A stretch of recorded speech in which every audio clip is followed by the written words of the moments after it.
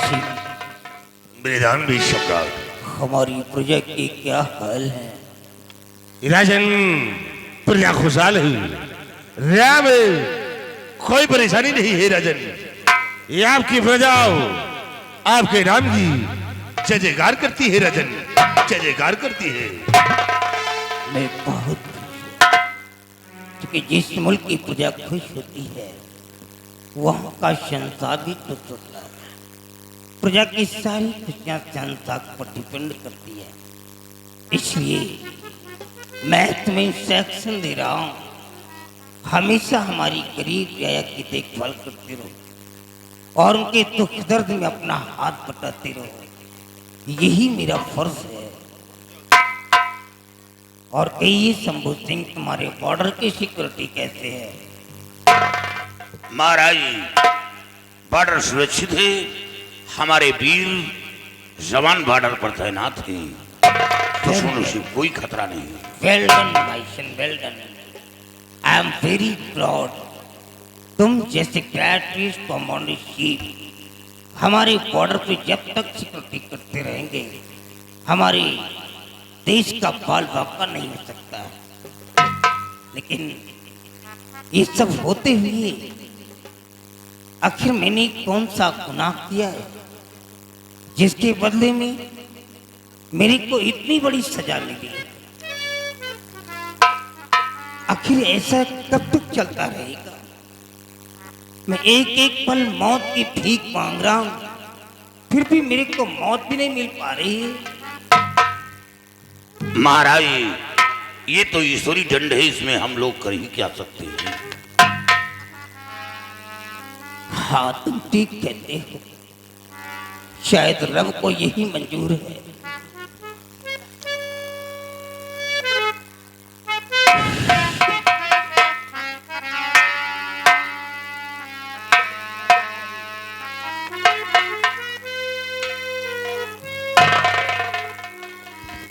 महाराज की जय।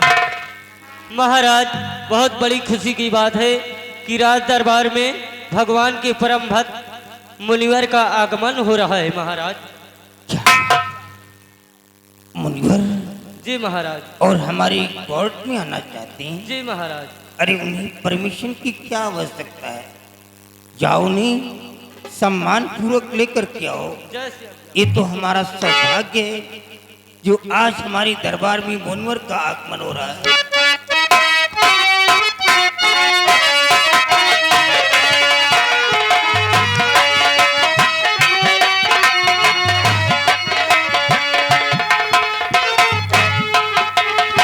अलख निरंजन, अलख निरंजन, अलख निरंजन। प्रभु को शहंशाह कंचन नरेश का प्रणाम स्वीकार हो। आयुष्मान भव राजन, आयुष्मान भव। मुनिवर को दरबार के महामंत्री शंकर सिंह का प्रणाम स्वीकार हो। सदा खुशहाल रहो, प्रजा में तुम्हारा सम्मान हो।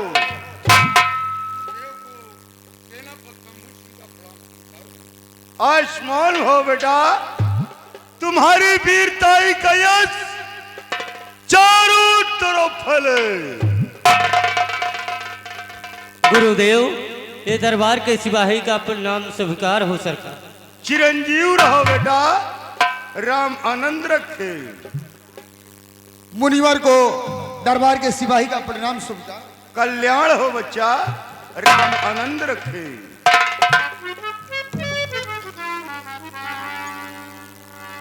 आज मैं क्या देख रहा हूं? जब भी मैं किसी राजाओं के दरबार में पहुंचता हूं, वहां पर अपार खुशियां पैदा हो जाती हैं। लेकिन आज मैं कंचन नगर आया, यहां पर गम के बादल छाए हुए हैं। किसी के चेहरे पे खुशी नजर नहीं आ रही है। महाराज, क्या हमारे आने से आपको कोई कष्ट हुआ है?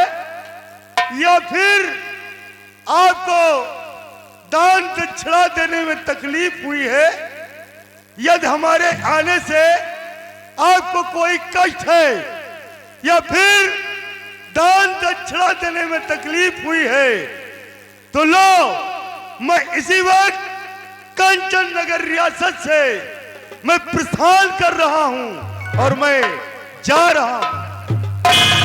नहीं प्रभु, आप ऐसा नहीं कर सकते। अगर आप इस प्रकार एंग्री होकर के हमारे कोर्ट से चले गए तो मैं अपने आप को माफ नहीं कर पाऊंगा, मैं अपनी जिंदगी से हार जाऊंगा। महाराज, जब हमारे चले जाने से आप मौत को गले से लगा सकते हैं, तो महाराज मैं आपके उदासी का कारण जानना चाहता हूं महाराज कि आप सिंहासन पर क्यों इतना गमगीन बैठे हैं महाराज, क्या बात है? सुनिए प्रभु, सुनिए। क्या कहूं संत जिया पिछे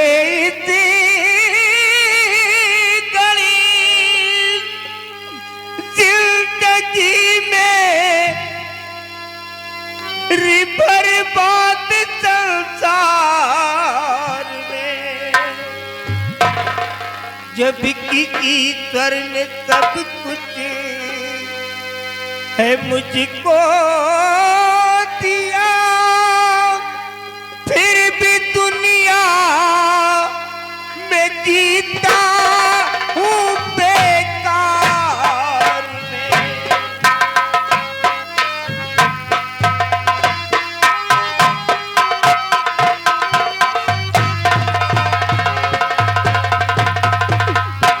जब कि ईश्वर ने सब कुछ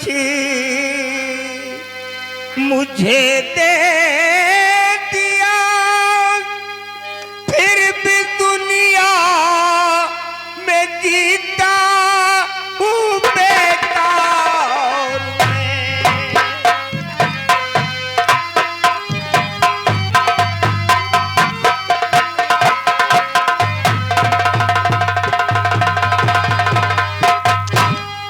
तो बात राजन तुम्हारी मैं समझा नहीं, जिंदगी का से बर्बाद संसार में, जब कि ईश्वर ने सब कुछ मुहैया किया, फिर भी चिंतित क्यों बैठे हो दरबार में?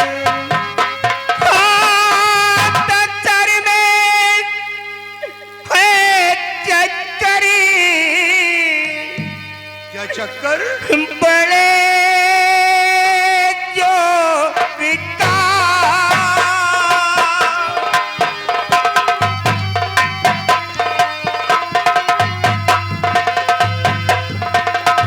हाथ सर में है चक्करी, बड़े जो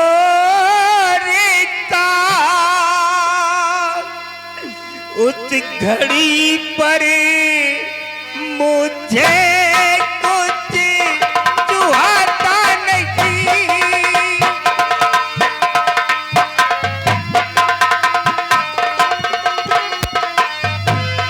जबकि इसने सब कुछ मुहैया किया।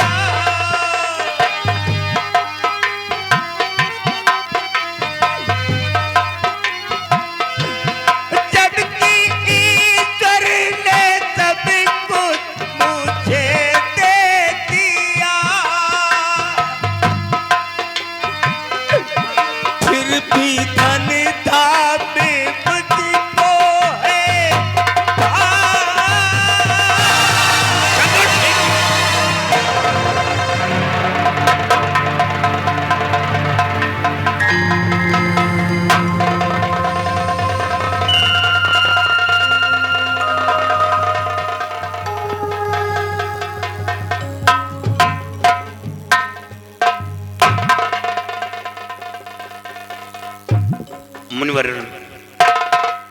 महाराज को बस यही एक कष्ट है, जब भी सिंहासन पर विराजमान होते हैं एक बैग चक्कर आ जाता है और क्षण मात के लिए महाराज अपना होश खो बैठते हैं।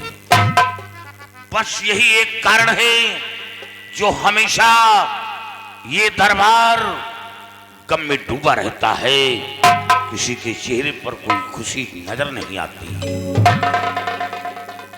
बेटा, ये चक्कर कितने दिनों से आ रहा है? प्रभु, ये चक्कर 12 वर्ष गुजर गए। क्या कहा बेटा? 12 वर्ष गुजर गए? हाँ, देश विदेश के डॉक्टर, बड़े बड़े हकीम, वैद्य बुलाए गए, लेकिन लाभ कुछ नहीं मिला। क्या कहा बेटा? देश विदेश के डॉक्टर व वैद्य बुलाए गए, फिर भी महाराज को कोई लाभ नहीं मिला? नहीं। बेटा, एक तरकीब मैं बता रहा हूं। क्या तरकीब है मुनिवर? तो एक तरकीब राजन सुनाता हूं मैं, बात तुम सब मेरी सुनो ध्यान से। चक्कर भी दूर हो, कष्ट कुछ ना मिले, ऐसी तरकीब सबको सुनाता हूं मैं।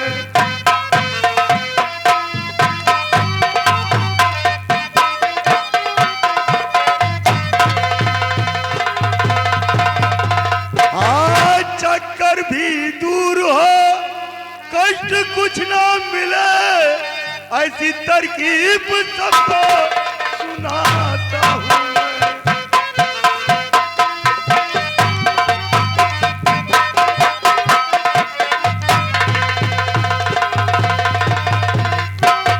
बेटा, एक तरकीब मैं बता रहा हूं और आप लोग मेरी बात को गौर से सुनें। क्या तरकीब है मुनिवर? बेटा, दक्षिण दिशा 1000 कोस चलने के बाद 7 समुद्र मिलेगा। क्या दक्षिण दिशा 1000 कोस चलने के बाद 7 समुद्र मिलेगा? हाँ बेटा, और 7 समुद्र पार करने के बाद नागलोक है, जहां का राजा नागराज है, और नागराज की बेटी समुद्र जाति है। समुद्र जाति की तस्वीर को कोई लाकर अगर महाराज को दिखा दे तो महाराज के सर का चक्कर हमेशा हमेशा के लिए दूर हो जाएगा। बेटा, मुनिवर, ये तो असंभव है। जब इंसान के लिए एक समुद्र पार करना मुश्किल की बात है, तो कौन ऐसा सख्त है जो 7 समुद्र पार करके वो नागों की बस्ती जाएगा? किसके अंदर इतनी बड़ी हिम्मत और साहस है? बेटा, ये पावन धरती है। इस धरती पे अभी एक से एक महान योद्धा पैदा हुए हैं। कौन सा काम है जो इंसान कर नहीं सकता? बेटा, याद करो, एक समय की बात है कि पाताल लोक का राजा अहिरावण इस मृतलोक पे आया था और मृतलोक से राम व लक्ष्मण का हरण किया था। हरण करने के बाद उन दोनों को देवी मां के मंदिर पर बल देना चाहा, लेकिन उसी समय एक हनुमान नाम का बंदर इस मृतलोक से पाताल लोक पहुंचा। देवी पहुंचाया और रावण का संहार किया। राम व लक्ष्मण को शाकुशल फिर से इस मृतलोक पे लाया था। बेटा याद करो। मुनिवर, आप अजीब बात करते हैं। अरे वो लोग तो अवतारी थे और उन लोगों की बराबरी हम तुच्छ इंसानों से कर रहे हैं। हाँ बेटा, मैं मानता हूं कि वो लोग अवतारी थे, लेकिन आप लोग तो भी उन्हीं के सेवक हो। कौन सा काम है जो इंसान कर नहीं सकता? हाँ मुनिवर, आपने ठीक कहा। कौन ऐसा काम है जो इंसान नहीं कर सकता? जब ये बात है तो हम लोग कोई ना कोई हल निकालेंगे और मृतलोक से नागलोक जाएंगे। अरे नहीं बेटा, ऐसी भूल कभी फिर मत करना, क्योंकि राज दरबार का कोई कर्मचारी, कोई अधिकारी अगर नागलोक जाने की कोशिश किया तो अपने काम में कामयाबी नहीं पाएगा बेटा। लेकिन मुनिवर, जब हम लोग नहीं जाएंगे तो दूसरा कौन जाएगा? महाराज के लिए कौन अपनी जान जोखिम में डालेगा? बेटा इसके लिए एक और उपाय मैं बता रहा हूं और आप लोग मेरी बात को सुने बेटा। बोलिए महाराज। बेटा, राज दरबार को सजाकर सर्च का बीड़ा रखवा दिया जाए और जो शख्स उस बीड़े को उठाएगा वही नागलोक जाएगा बेटा। मुनिवर, मान लीजिए आपके कहने से दरबार में शर्त का बीड़ा रखवा दिया गया, लेकिन जब बीड़े की शर्त इंसान के कानों तक पहुंचेगी कि बीड़े को उठाकर उसे 7 समुद्र पार करके नागों की बस्ती जाना होगा, तो उठाने की बात तो दूर रही, कोई शख्स बीड़े के करीब नहीं आएगा, वो खौफ खाएगा। हाँ बेटा, आप ठीक कह रहे हैं, लेकिन उपाय बताना मेरा काम था जो मैंने बता दिया। अरे बेटा, ये दरबार और दरबार में शेर कहां से आ गया बेटा? कहां है शेर?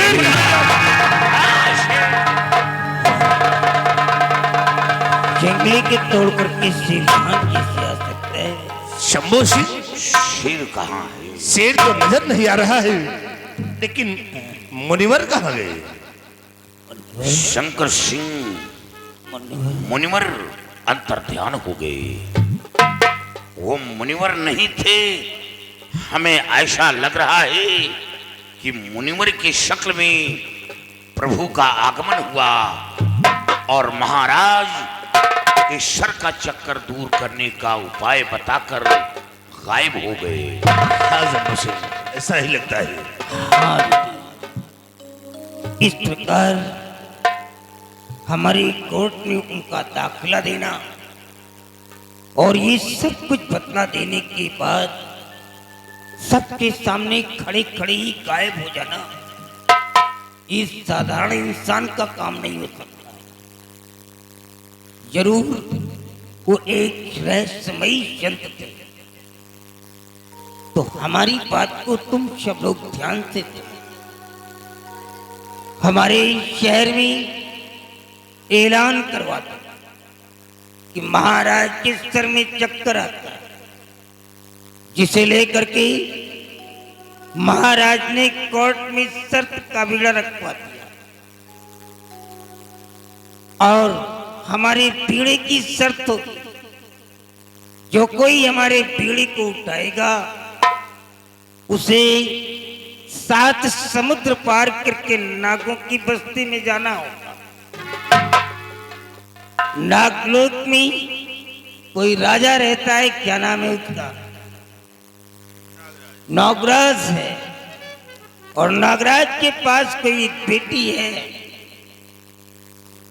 समुद्र जाति की तस्वीर को लाना होगा। अगर वो तस्वीर को ला करके हाजिर कर दिया तो मैं अपने राज्य को बाइशक्त करते हुए 1/2 भाग उसी के नाम एग्रीमेंट कर दूंगा। यही नहीं, अगर वो तस्वीर ला करके हाजिर किया तो शहंशाह कंचन नरेश की दोख्तरे चंचला का विवाह उसी बच्चे के साथ रचा दिया जाएगा।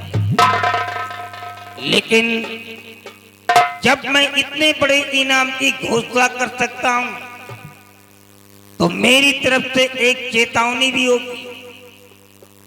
अगर किसी ने हमारे बीड़े की तौहीन किया या बीड़ा उठा लेने के बाद जाने से इनकार करता है या कि हमारी बेटी के बीच कोई जरा सा भी चीटिंग करने की कोशिश करता है, क्योंकि मैंने शादी की बात डाल दी। अगर कोई मेरी बेटी के बीच जरा सा चीटिंग करने की कोशिश करता है और ऐसा शख्स पकड़ा जाता है तो उसे सजाए मौत दिया जाएगा। उसे मौत से कोई नहीं बचा सकता। इसलिए हमारी गरीब प्रजा परेशान न किया जाए, सबसे पहले ढिंढोरा पिटवा दिया जाए ताकि लोगों के कानों तक हमारी आवाज बराबर पहुंच सके और वो मौत की गाल में ना जा सके। This is my order.